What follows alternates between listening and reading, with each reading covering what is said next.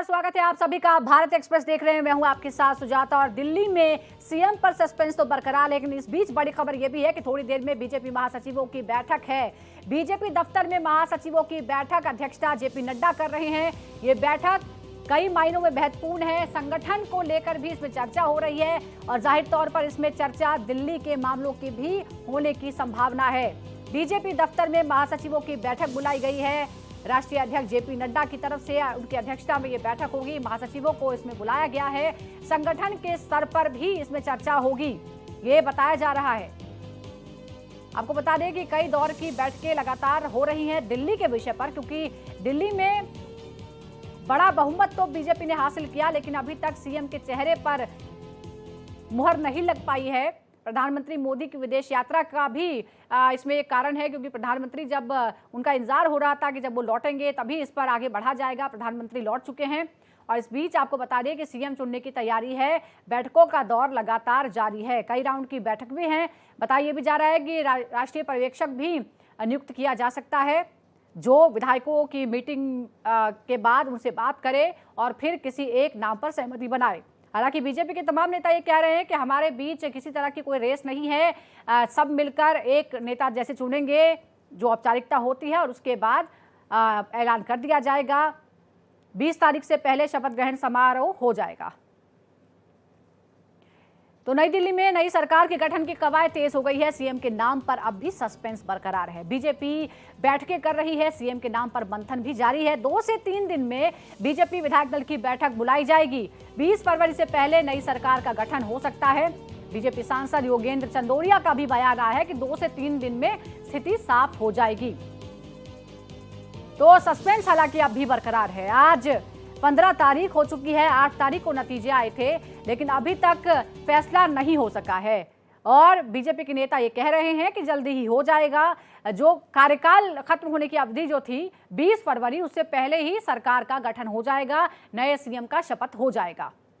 और जो चेहरे हैं फिलहाल जिन पर सबकी नजरें हैं, जिनके बारे में स्पेकुलेशन है, वो कौन है, वो हम आपको दिखा रहे हैं लगातार।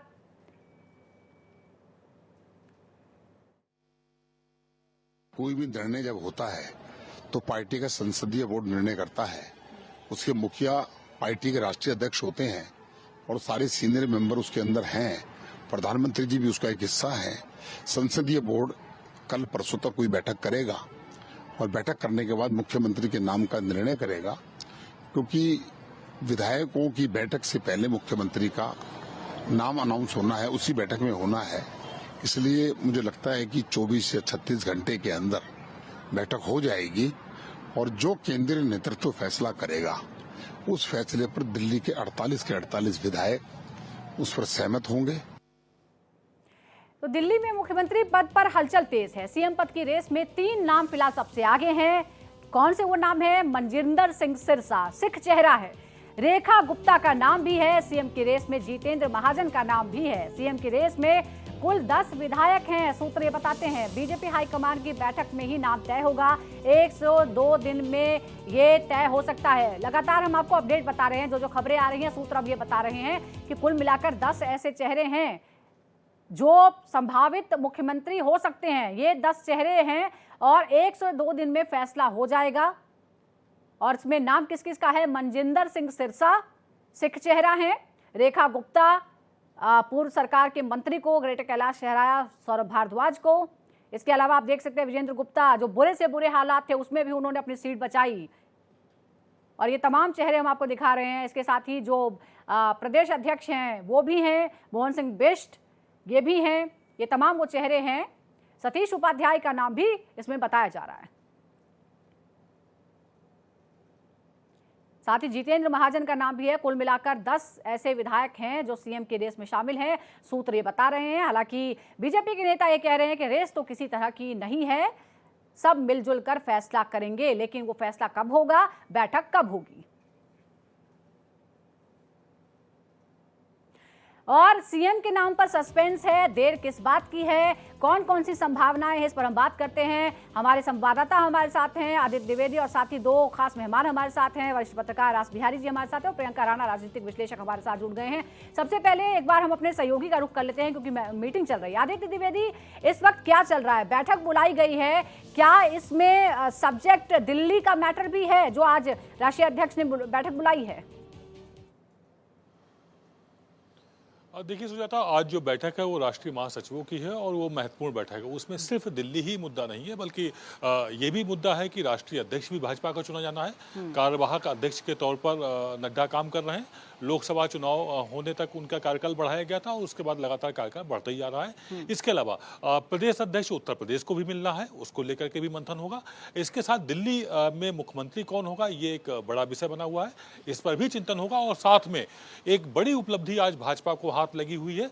जो स्थानीय निकाय के चुनाव हुए हैं छत्तीसगढ़ में, उसमें सभी 10 नगर निगमों पर भाजपा ने कब्जा किया हुआ है। जो स्थानीय निकाय हैं उनमें भी, जो नगर पंचायतें हैं उसमें भी अधिकतर में भाजपा का कब्जा है। नगर निगम में कांग्रेस खाता नहीं खोल पाई है, तो उस पर भी एक विचार विमर्श हो रहा है कि ये दबदबा, ये कब्जा छत्तीसगढ़ में बरकरार रहे और इसके साथ ही पार्टी का किस तरह से विस्तार देना है, किस तरह से राष्ट्रीय स्तर पर पदाधिकारी बिल्कुल, ये संगठन की बात हो रही है। हम दिल्ली पे जरा हम फोकस करते हैं। दिल्ली में मुख्यमंत्री के चेहरे की तलाश है, क्या वो चेहरा मिल चुका है या कम से कम कुछ चेहरों को इंगित और चिन्हित कर लिया गया है? और साथ ही आज बीजेपी के लिए एक और अच्छी खबर है, 3 पार्षद भी आम आदमी पार्टी से टूटकर बीजेपी में आ गए हैं और एमसीडी में अब जो संख्या है वो बराबर की हो गई है। लेकिन फिर एक बार फोकस हम दिल्ली के सीएम पर ही करते हैं। और सबसे पहले रास बिहारी जी, मैं आपसे समझना चाहूंगी, 8 तारीख को नतीजे आ गए थे, आज 15 तारीख बीत चुकी है। क्या ऐसा मंथन हो रहा है, आपको लगता है, आपके विचार में, कि क्या ऐसा मंथन किया जा रहा है? क्योंकि हमने पहले देखा, राजस्थान का चुनाव हम देख चुके हैं, छत्तीसगढ़ का चुनाव हम देख सकते हैं, मध्य प्रदेश हम देख चुके हैं, जहां पर ऐसे ऐसे नामों पर मुहर लगी, समय वहां भी पूरा लिया गया और उसके बाद ऐसे नाम सामने आए जिसका किसी को कहीं कतई अंदाजा नहीं था। देखिए, दिल्ली राजस्थान और मध्य प्रदेश से अलग तरह का चुनाव हुआ है, क्योंकि मध्य प्रदेश में और राजस्थान में आला कमान ने पहले ही तय कर लिया था कि किसको मुख्यमंत्री बनाना है। अगर आप राजस्थान की बात करेंगे तो उनको बड़ी, जो भजनलाल शर्मा है, जिनका कोई चर्चा में नाम भी नहीं था, उनको सांगानेर जैसी बड़ी सुरक्षित सीट, जो बीजेपी के लिए बहुत सुरक्षित सीट मानी जाती है, उससे चुनाव लड़ाया गया। लेकिन इसका बाद में पता चला लोगों को कि भाई वहां पहले से ही भजनलाल को तबरानी तैयार थी। लेकिन दिल्ली में क्योंकि कुछ नाम ऐसे भी चुनाव से पहले आए जो माना जा रहा था कि विधानसभा चुनाव नहीं लड़ेंगे, या लड़ेंगे भी तो पता नहीं जीतेंगे या नहीं जीतेंगे। और सबसे बड़ी बात है कि दिल्ली में कई पूर्व अध्यक्ष भी जो प्रदेश के हैं वो चुनाव जीते हैं, और खासतौर पे प्रवेश वर्मा ने जिस तरह से नई दिल्ली से चुनाव लड़ा और अरविंद केजरीवाल को चुनाव हराया, इस कारण उनका नाम भी सबसे पहले चर्चा में आया। और इसके अलावा महिला के, क्योंकि दिल्ली में आम आदमी पार्टी ने आखिर में महिला को मुख्यमंत्री बनाया, तो महिला चेहरा को लेके रेखा गुप्ता का नाम भी सामने आया। इसके साथ एक बड़ी बात यह भी है कि जो दिल्ली का वैश्य समाज है, जो बनिया समाज है, वो केजरीवाल के कारण आम आदमी पार्टी तरफ थोड़ा ज्यादा झुक गया था, जिसके कारण पिछले विधानसभा चुनावों में या एमसीडी में बीजेपी को बड़ा नुकसान भी हुआ। तो ये माना जा रहा है कि कोई वैश्य समाज से किसी को मुख्यमंत्री बनाया जाए। इसके अलावा अगर आप देखेंगे तो जिस तरह से पूर्वांचल के मतदाताओं ने, पर जो पहाड़ के मतदाता हैं, उन्होंने जिस तरह बीजेपी का समर्थन किया, तो इसे कई नाम है। खास तौर पे मेरा मानना है कि कोई संगठन से जुड़ा हुआ विशेष व्यक्ति ही मुख्यमंत्री बनेगा। इसी कारण जितेंद्र महाजन का नाम भी चर्चा में आया है। जितेंद्र महाजन बड़े लो प्रोफाइल विधायक रहे हैं, बहुत ज्यादा चर्चा में भी नहीं आते हैं, लेकिन अपने इलाके में सक्रिय रहते हैं जी। रास बिहारी तो जी, सबसे बड़ी बात है कि जो बातें हैं वो मैंने नोट कर ली हैं, बहुत इंपॉर्टेंट आप बात कह रहे हैं, लेकिन मैं जरा ये भी समझना चाहती हूँ, जैसा आपने खुद कहा कि ये चुनाव अलग है, दिल्ली अलग है, राजस्थान और मध्य प्रदेश अलग है। मध्य प्रदेश और राजस्थान इसलिए भी अलग है क्योंकि वहां जो अगली पंक्ति के जितने भी नेता थे, पहले उन्हें खारिज किया गया। पहले से ये तय कर लिया गया था कि कम से कम ये जो सबसे आगे फ्रंट रनर्स हैं वो अब नहीं होंगे, और इसीलिए वो दोनों जो नाम थे वो बड़े सरप्राइजिंग थे। क्या प्रियंका जी दिल्ली में भी कुछ ऐसा ही करने की तैयारी, और क्या वाकई उतना ही समीकरण यहाँ भी भिड़ाने की जरूरत दिल्ली में पड़ेगी? क्योंकि मध्य प्रदेश बड़ा स्टेट, राजस्थान एक अलग स्टेट, दिल्ली तो पूरा स्टेट भी नहीं है और यहाँ की सरकार के पास बहुत ज्यादा अधिकार भी नहीं है। देखा जाए तो सेंटर में गवर्नमेंट बीजेपी की है और यूनियन टेरिटरी जो दिल्ली आता है उसके अंदर भी अब डबल इंजन की सरकार हो चुकी है, और जो भी बीजेपी का विजन आगे लेकर के चलेगा। और देखिए ये कहा ही जाता है कि बीजेपी हमेशा सरप्राइज देती है, तब हमेशा चौंकाने वाले आपको सीएम मिले हैं, चाहे वो कोई भी प्रदेश रहा हो। और अगर दिल्ली देखा जाए तो लगातार प्रवेश वर्मा और विदुरी को इलेक्शन में इतना ज्यादा हाईलाइट किया गया विपक्ष के द्वारा कि उन्हीं के नाम पर ये कहा गया कि ये देखिए इनको सीएम बनाने के लिए आप जो है वोट डालने जा रहे हैं, तो अगर आप ऐसे सीएम को चाहते हैं तो इनको वोट डालिए, नहीं तो हमें वोट डालिए। तो इस तरह की राजनीति हुई है। तो मुझे लगता है कि कहीं ना कहीं ये जो नाम है, क्योंकि हमेशा बीजेपी का आप रिकॉर्ड देखेंगे तो जो बहुत चर्चित नाम होते हैं, प्रियंका जी सबसे चर्चित नाम तो अरविंद केजरीवाल ने खुद बोला था, रमेश बिधूड़ी को बनाने जा रहे हैं। वो तो चुनाव भी नहीं जीत पाए, तो वो तो वैसे ही रेस से बाहर हो गए।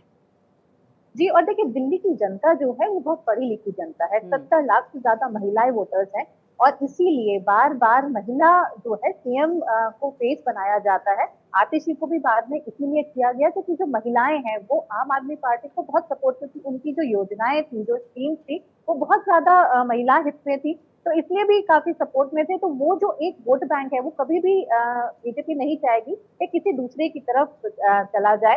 आगे जो 5 साल है, आज बीजेपी के कंधे के ऊपर बहुत जिम्मेदारी है, क्योंकि बड़े बड़े वादे किए हैं और हमेशा महिला सम्मान का जो नारा है बीजेपी लगाती आई है। तो कहीं ना कहीं मुझे लगता है कि महिला सीएम भी हो सकता है, क्योंकि एक एग्जाम्पल भी सेट करना है। तो बहुत सारे समीकरण हैं उसपे, चाहे आप जितेंद्र महाजन ले लीजिए, चाहे आप मजिंदर सिरसा, क्योंकि जो पंजाबी और सिख हैं वो भी दिल्ली के अंदर बहुत होल्ड रखते हैं, 30 लाख से ज्यादा वोट है, तो वो भी एक समीकरण बिठा करके देखना पड़ेगा बीजेपी को। लेकिन अभी जो मुझे लग रहा है कि जो बहुत हाईलाइटेड नाम है वो तो कभी भी नहीं आने वाले हैं।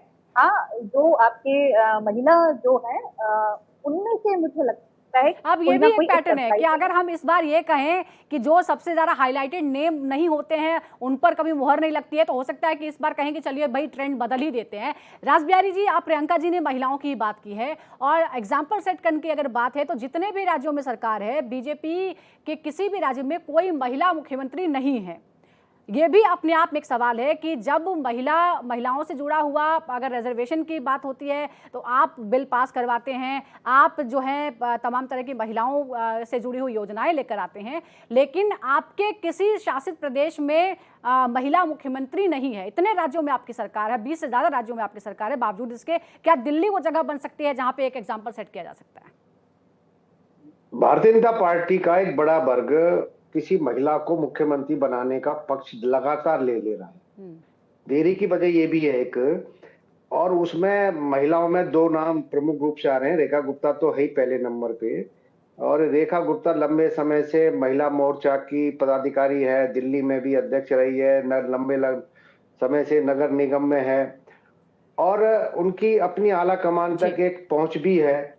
तो ये माना जा रहा है कि रेखा गुप्ता महिलाओं की तरफ से एक बड़ा नाम है। लेकिन जितने नाम आपने लिए हैं, खास तौर पे जिस तरह से सिरसा का नाम आ रहा है, मुझे लगता नहीं कि वो रेस में रहेंगे, क्योंकि मुझे लगता है कि दिल्ली में भारतीय जनता पार्टी लंबे समय से संगठन से जुड़े व्यक्ति को ही मुख्यमंत्री बनाएगी।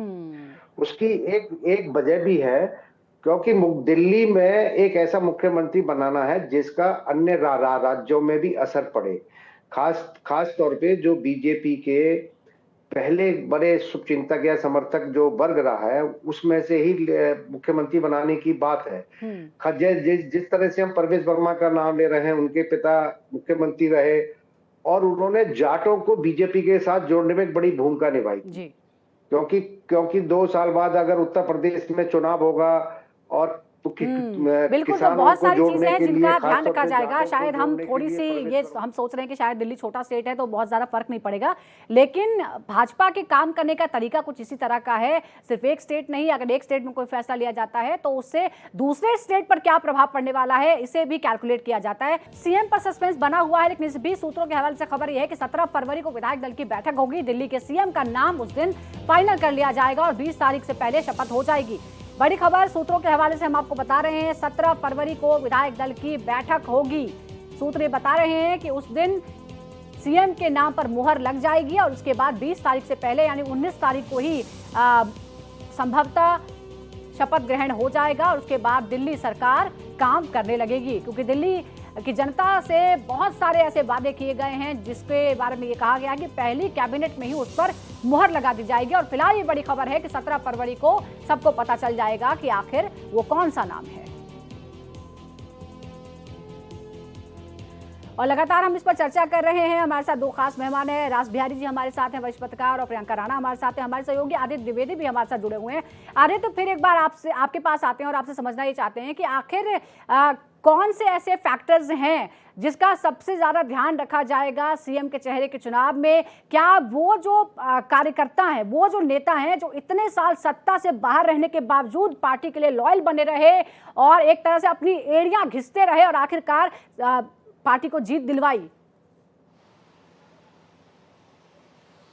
बिल्कुल, देखिए, जो दिल्ली का मुख्यमंत्री घोषित होगा, जैसा हमारे दो मेहमान भी बता रहे हैं, उस पर भाजपा कई चीज़ें साधेगी। जैसे सबसे पहले बिहार में चुनाव है और जब दिल्ली की विक्ट्री मीटिंग हुई थी उसमें भाषण में प्रधानमंत्री ने 5 बार पूर्वांचल का जिक्र किया हुआ था। उससे एक अंदाजा ये भी लगाया जा रहा है कि पूर्वांचल का कोई मुख्यमंत्री दिल्ली में बैठाया जा सकता है। अब बात महिला की अगर करें तो महिलाओं को लेकर के लगातार भाजपा तमाम बड़े बड़े भाषण देती रही है, वादे करती रही, लेकिन 21 ऐसे राज्य हैं जिनमें या तो भाजपा शासित सहयोगियों के साथ में सत्ता पर है या फिर इंडिपेंडेंट है, लेकिन महिला मुख्यमंत्री एक भी नहीं है। तो ऐसे में जो दो नाम रेखा गुप्ता और 2 नाम बताए गए हैं, उनमें से किसी एक को भी चुना जा सकता है। ये तो फैक्टर है ही है, लेकिन इसके अलावा कई और चीज़ें हैं जिन पर साधना चाहेगी। जैसे जो जाट इस बार पूरी तरह से दिल्ली के चुनाव में भाजपा के साथ आ गया, तो वो फैक्टर भी काम आ सकता है। अगर उस फैक्टर पर ध्यान देंगे तो कोई जाट नेता मुख्यमंत्री के तौर पर बैठ सकता है। लेकिन एक बात बिल्कुल सही है, जैसा राज बिहारी जी ने कहा, संगठन से जुड़ा हुआ निष्ठावान कार्यकर्ता ही, नेता ही मुख्यमंत्री बनेगा। यहाँ पर ऐसा नहीं है कि कोई बाहर से आया हुआ जीत के आ गया, ज़्यादा मार्जिन से जीत गया, उसने भले ही मनीष सिसोदिया को हरा दिया हो सिरसा ने, लेकिन उनको मुख्यमंत्री बना दिया जाएगा, ये बड़ा मुश्किल है भाजपा जैसी मानसिकता या भाजपा जैसी सोच वाली पार्टियों के लिए। जी प्रियंका जी, आप क्या मानती हैं, कौन से सबसे बड़े फैक्टर होने वाले हैं? क्योंकि हम इस बारे में चर्चा कर रहे हैं कि आखिर अगर मंथन होगा तो किन विषयों पे मंथन होगा, और वो जो कार्यकर्ता हैं जो दशकों से लगातार पार्टी के साथ जुड़ा रहा, जो संघर्ष करता रहा, सबसे बड़ा फैक्टर वो होगा या फिर क्षेत्रवाद सबसे बड़ा फैक्टर होगा? पूर्वांचल का जैसे नाम आ रहा है, तो पूर्वांचल में कौन? क्या मनोज तिवारी वो नाम हो सकता है? पिछली बार भी उनका नाम उछला था, हालांकि चुनाव में क्या हुआ हम सब जानते हैं। उनको कई मौके मिल चुके हैं, सब तीसरी बार लगातार उन्हें सांसद बनने का मौका दिया गया, प्रदेश अध्यक्ष भी रह चुके हैं।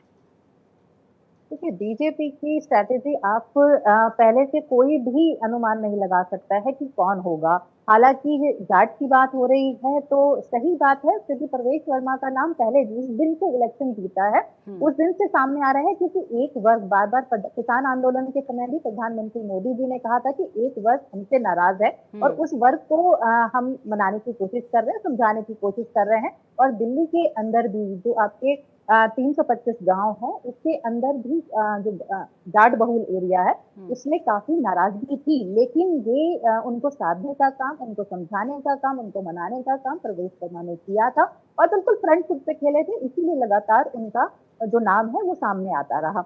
लेकिन वही ये अलग बात हो जाती है कि बिहार में अब इलेक्शन है और बीजेपी जो है अपनी स्ट्रैटेजी बहुत एक लंबा विजन लेकर के बनाती है, ये सोच करके कि वो पहले दिन से, मतलब जिस दिन दिल्ली का इलेक्शन खत्म होने वाला होता है उससे पहले से ही वो ये सोच लेती है कि आगे हमारा जो बिहार में इलेक्शन है वो किस तरह से हमको जीतना है।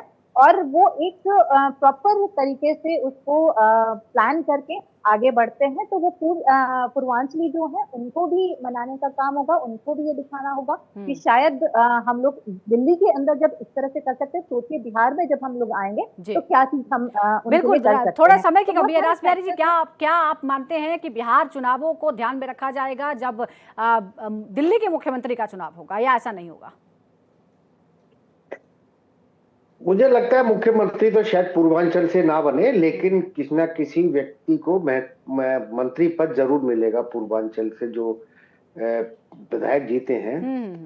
क्योंकि मेरा मेरा मानना है कि अभी पूर्वांचल से जितने विधायक जीते हैं, जो पृष्ठभूमि के हैं, उनमें इस तरह से कोई नाम नहीं दिखाई दे रहा कि मुख्यमंत्री बने। ये अलग जब अगर आप देखेंगे विधायकों की भ्रष्टा में, तो मोहन सिंह बिष्ट सबसे बड़े, सबसे ज्यादा अनुभव वाले हैं। परवेज वर्मा भी 2013 में विधायक रहे हैं। और मुझे लगता है कि जो दिल्ली से जुड़ा हुआ व्यक्ति है, जो लगातार दिल्ली में है, मुख्यमंत्री पद तो उसी को मिलेगा। मान लीजिए ये एक तरह से हम कह सकते हैं जो दिल्ली का खांटी व्यक्ति है वही मुख्यमंत्री बनेगा। हाँ, जो महत्वपूर्ण और मंत्री जो पद हैं, जो 6 मंत्री पद बनेंगे, विधानसभा का अध्यक्ष भी बिल्कुल। होगा, और उपाध्यक्ष आपकी भी होगा। सरकार में भी सभी वर्गों को साधने की कोशिश की गई, सभी वर्गों के लोग थे, सभी क्षेत्रों के लोग थे। देखते हैं कि कौन से फैक्टर सबसे ज्यादा काम आते हैं और कौन सा वो नाम होता है, वो जाना पहचाना कोई चेहरा होता है, या फिर कोई सरप्राइज बीजेपी ने प्लान कर रखा है। बहुत बहुत शुक्रिया आपका रास बिहारी जी, और प्रियंका जी आपका भी शुक्रिया, आदित्य आपका भी बहुत बहुत शुक्रिया।